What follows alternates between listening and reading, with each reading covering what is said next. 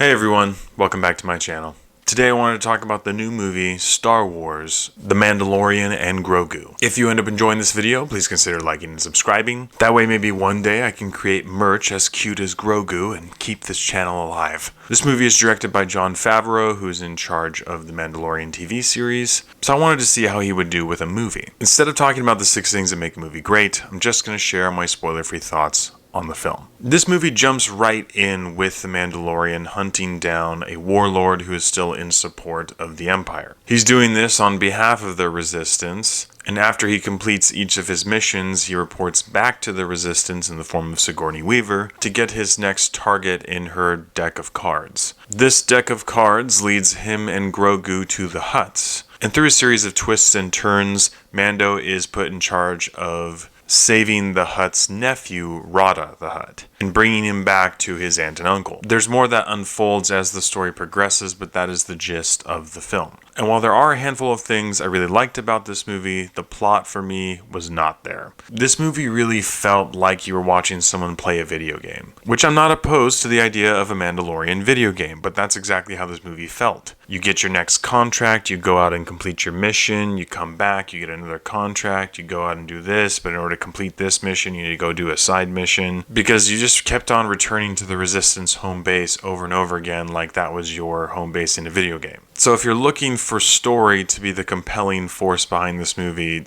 it just is not there. Now, if you're looking to have a good time with cute and funny moments involving Grogu and the Mandalorian, then this movie is for you. There were a couple scenes involving Grogu that had us dying laughing in the movie theater. There is no denying Grogu is extremely cute and funny when he's interacting with other characters, and that really is the heart behind the film. In addition to that, the CGI was really awesome for the most part, but there are a couple moments and creative choices that really stood out like a sore thumb. One of those creative choices is Rada the Hutt. His CGI can be a little uncanny at times, but the biggest issue with his character is his voice. When you think of the Hutts, you think of Jabba the Hutt and this like alien language and voice. But instead of that, they just gave Rada a normal dude voice, put through a tiny synthesizer, so he just sounds like a dude who just drank a 6-pack and is enjoying himself on the weekend. It made all the moments involving Rada feel really, really weird. And for me personally, it took me right out of the film. The movie was over 2 hours long. There was some action and violence, but nothing too over the top, so I think it is a safe film to bring your kids to if they can sit through 2 hours.